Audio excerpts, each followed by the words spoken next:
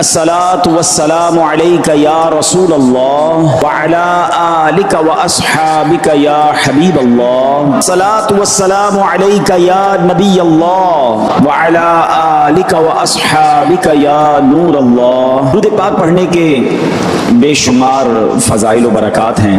مولا علی کرم اللہ تعالی وجہ الکریم اس حدیث کے راوی ہیں. آپ نے ارشاد فرمایا جس نے جمعہ کے دن 100 مرتبہ نبی کریم صلی اللہ علیہ وسلم پر درود پڑھا اور وہ اپنے ساتھ قیامت کے دن آئے گا تو ایک ایسا نور لے کر آئے گا اسے اگر تمام مخلوق پر تقسیم کر دیا جائے تو کافی ہوگا. 100 مرتبہ جمعہ کے دن درود پڑھنے والے کو قیامت کے دن ایک ایسا نور دیا جائے گا کہ وہ ساری مخلوق پر تقسیم کر دے پھر بھی کافی ہوگا. ذرا غور کیجیے، جمعہ کا دن درود پڑھنا گویا ہمارے لیے عید کا دن ہے، رحمتوں کے نزول کا دن ہے، خوب برکتیں لوٹنے کا دن ہے.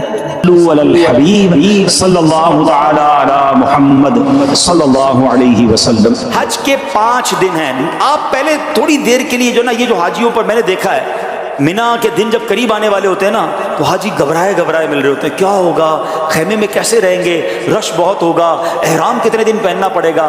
حج کے دن قریب آئیں تو ٹینشن میں نہیں خوشی میں اضافہ ہونا چاہیے.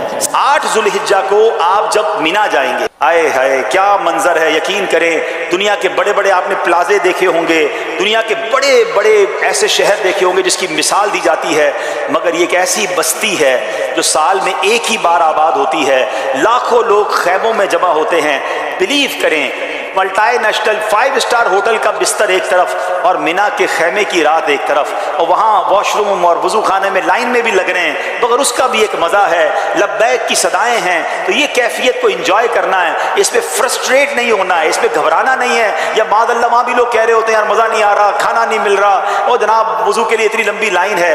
نہیں جناب، یہ تو نصیب والوں کو حصہ ہے. خدا کی قسم آپ جب مینا میں ہوگے نا، دنیا کے کروڑوں مسلمانوں کی آنکھیں اشکبار ہوں گی. وہ آپ کو دیکھ رہے ہوں گے ٹی وی پر کہ دیکھیں یہ کتنے خوش نصیب ہیں، آج احرام پہنے مینا میں ہیں، مینا میں رات گزار رہے ہیں، صبح عرفات جانا ہے.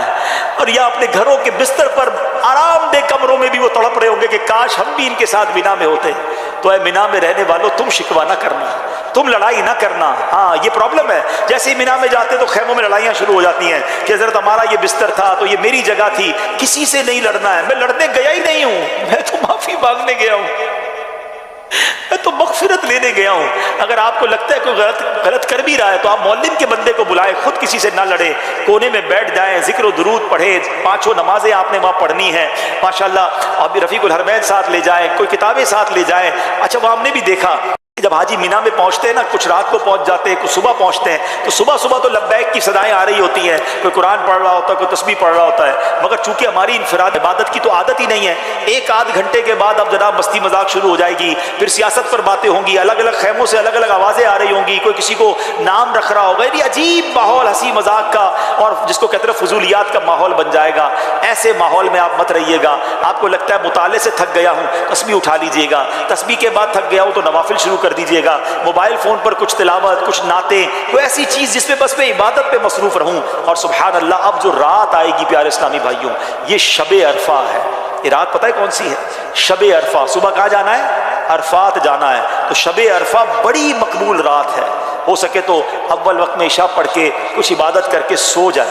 پھر اگر موبائل میں الارم رکھیں تہجد کے لیے اٹھیں اور تہجد پڑھ کے پھر کسی کونے میں جا نماز بچھا کر خوب دعائیں کریں. آپ کے لیے زبردست وظیفہ لے کر آیا ہوں. تفسیر قرآن صراط الجنان کا مطالعہ کر رہا تھا. 22واں پارہ صراط الجنان پیج نمبر 143 اور یہ آیت نمبر ہے 26 سورہ سبا، اس کی تفسیر میں. تو کیا کمال کے 2 اللہ تبارک و تعالیٰ کے ناموں سے خوبصورت وظائف ملے، الفتاح اور العلیم. یہ یاد کر لیجئے.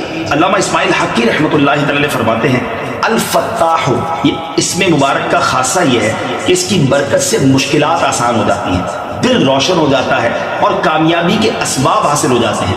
نماز فجر کے بعد جس نے سینے پر ہاتھ رکھ کر 71 ٹائمز اس اسم کو یعنی یا فتاحو یہ پڑھا تو اس کا دل پاک اور منور ہو جائے گا، اس کا کام آسان ہو جائے گا اور اس کی برکت سے رزق میں بھی وسعت ہوگی۔ اور دوسرا ہے العلیم، اس اسم مبارک کا خاصہ یہ ہے کہ اس کا ورد کرتے رہنے والے کو علم اور معرفت حاصل ہوگی۔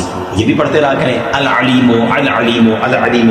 اللہ تعالیٰ مجھے اور آپ کو اپنے ناموں کا اور اپنا ذکر کرنے کی توفیق عطا فرمائے۔ صلو علی الحبیب صلی اللہ تعالی علی محمد صلی اللہ علیہ وسلم۔ تو جہاں فرض نمازیں پڑھنی ہے اور اگر قربانی واجب ہے تو ضرور کیجئے۔ اچھا، یہ آج کل بڑی عجیب عجیب لاجکس نکالنے والے بتانے والے بتا رہے ہوتے ہیں کہ جناب قربانی اتنی ساری ہوتی ہے، اس کی بجائے کسی غریب کا بھلا کر دیا جائے۔ ان کو شاید پتہ ہی نہیں ہے کہ قربانی کی وجہ سے غریبوں کا کتنا بڑا بھلا ہوتا ہے۔ ویسے تو سوشل میڈیا پہ ہمارے بڑے تفصیلی کلپس موجود ہیں۔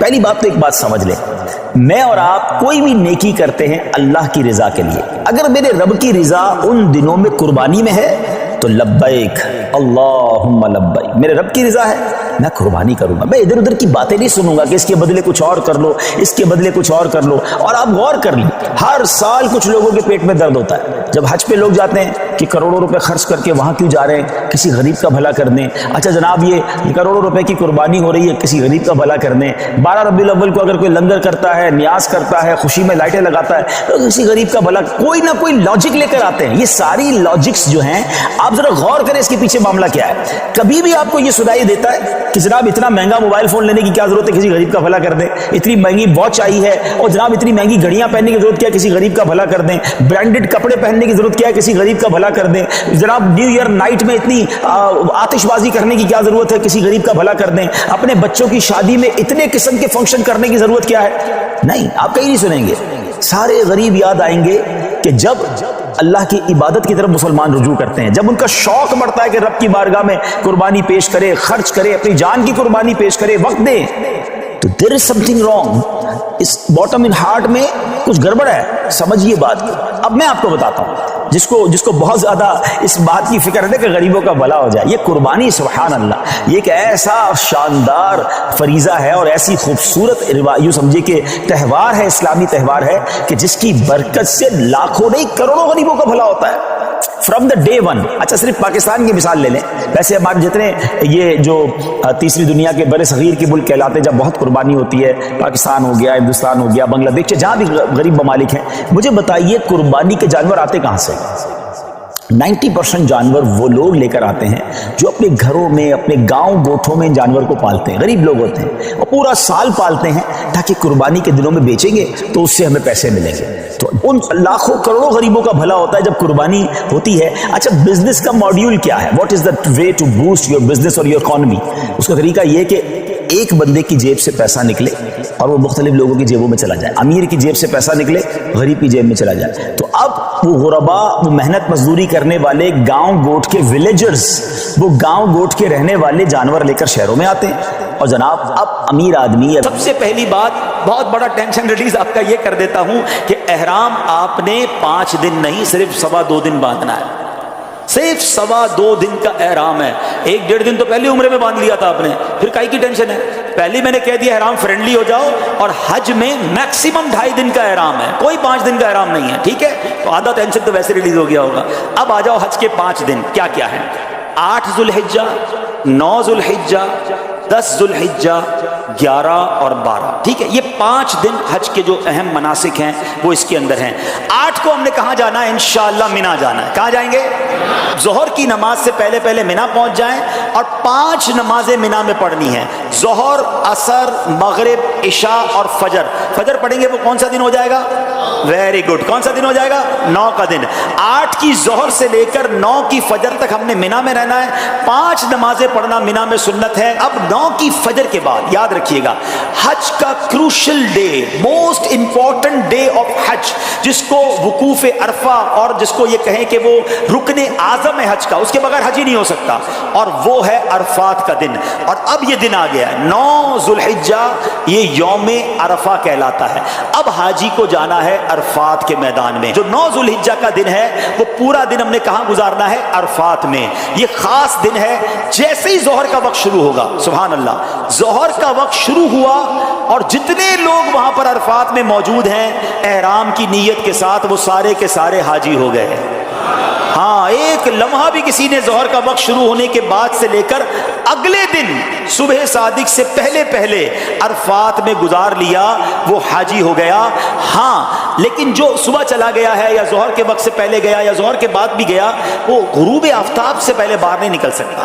یہ بڑا مسئلہ ہے کہ بعض اوقات ہوتا یہ کہ دوپہر 3-4 بجے سے بعض خیمے والے کہتے چلو بھائی مزدلفہ چلنا ہے، نہیں، مغرب کا وقت ہو گیا اب آپ آ جائیں گے مزدلفہ۔